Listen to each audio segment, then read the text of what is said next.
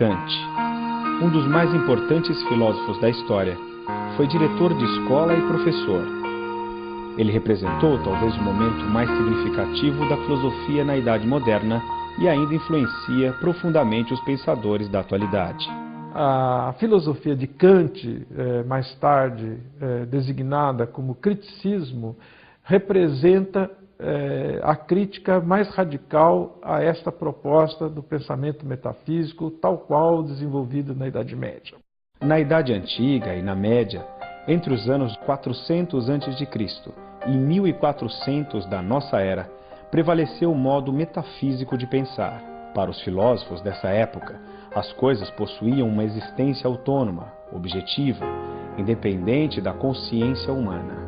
Elas eram essências, criadas por Deus ou existindo eternamente. Assim, havia uma ideia de árvore perfeita, e as árvores que percebemos com os nossos sentidos são cópias imperfeitas de sua essência. O pensamento metafísico buscava conhecer os objetos atingindo sua essência.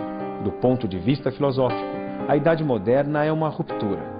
Seus filósofos acreditavam que todo o conhecimento somente poderia vir a partir da razão natural, abandonando a metafísica e substituindo-a pela ciência, um período marcado pelo racionalismo e pelo naturalismo. Na Idade Moderna, a ciência se transforma na mais importante instância cultural, principalmente pela contribuição que pode dar à evolução da técnica e na possibilidade que dá ao homem de adequar a realidade aos seus interesses. A filosofia vive uma profunda modificação. Sua principal preocupação deixa de ser conhecer a natureza do homem e passa a ser compreender o processo pelo qual os homens constroem seu conhecimento. Kant estava profundamente impressionado com o resultado da física newtoniana. Para Kant, Newton era o próprio símbolo do sucesso, do conhecimento verdadeiro que a ciência tinha trazido à cultura da sua época. O papel, então, da filosofia era exatamente de mostrar não só a ciência, a física newtoniana é o modelo exemplar do conhecimento científico, mas este conhecimento é plenamente legitimado do ponto de vista da lógica, do ponto de vista da epistemologia. É a esta tarefa que o Kant se dedica. Kant analisa o processo de conhecimento humano para mostrar que a física era a aplicação das regras fundamentais do conhecimento racional que o homem poderia desenvolver.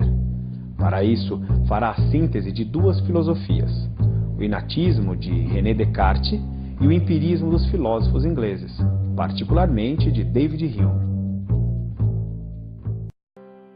De modo geral, Kant explica que o conteúdo do conhecimento vem das impressões sensíveis, como queriam Hume e os empiristas. Por outro lado, para esse conteúdo ser de fato conhecido, deve ser organizado e ordenado na consciência de acordo com uma estrutura que já está no sujeito que a conhece. Assim, para conhecer, o homem precisa da experiência sensível, mas também necessita de uma estrutura lógica que organize esses dados empíricos. Foi assim que o Kant constituiu a sua famosa teoria do conhecimento, de acordo com a qual o nosso conhecimento é formado, sim, com a contribuição imprescindível de intuições que são fornecidas pela nossa sensibilidade, mas intuições que precisam ser articuladas, sistematizadas, esquematizadas por esquemas a priori que são constitutivos da própria racionalidade humana, da própria condição do conhecimento. Para Kant, a sensibilidade não é um registro mecânico como pensava Hume. O sujeito humano depende de esquemas ordenadores ou estruturas formais presentes a priori no sujeito, que são o tempo e o espaço. Com a aplicação desses esquemas ordenadores, dessas formas a priori, o sujeito consegue organizar os conteúdos que são passados a ele a partir da experiência sensível. Segundo Kant, nós não podemos aprender a essência dos objetos, mas apenas seus fenômenos, ou seja, somente aquilo que se pode observar. Kant era uma personalidade muito interessante e, segundo a crônica, que sempre acompanha a história da filosofia, ele teria exposto ao mordomo de sua casa, as conclusões desse seu grande projeto, que se expressava nas suas 3 grandes obras: a crítica da razão pura teórica, a crítica da razão pura prática e a crítica do juízo. E ao contar para o mordomo quais teriam sido as conclusões da crítica da razão pura teórica, ou seja, esta teoria que eu acabei de apresentar, ou seja, que Deus, alma e mundo são ideias pensadas, mas não são realidades conhecidas, o mordomo ficou muito chocado e repreendeu severamente o Kant, dizendo: mas como você, uma pessoa tão religiosa, ele era adepto do pietismo, uma denominação no protestantismo bastante rigoroso, e dizia: como você, uma pessoa com tão boa formação religiosa, pode chegar a uma conclusão dessa? O que sua mãe vai pensar disso? Né? Aí o Kant teria dito ao mordomo: não se preocupe, o que eu destruí na crítica da razão pura teórica, eu vou reconstituir na crítica da razão pura prática. E nós entramos assim na segunda parte da grande obra kantiana. Essas 3 ideias da metafísica tradicional, Deus, alma e mundo, que não são ideias, não são conceitos correspondentes a fenômenos que pudessem ser conhecidos, estas entidades que não podem ser conhecidas devem ser pressupostas. Por quê?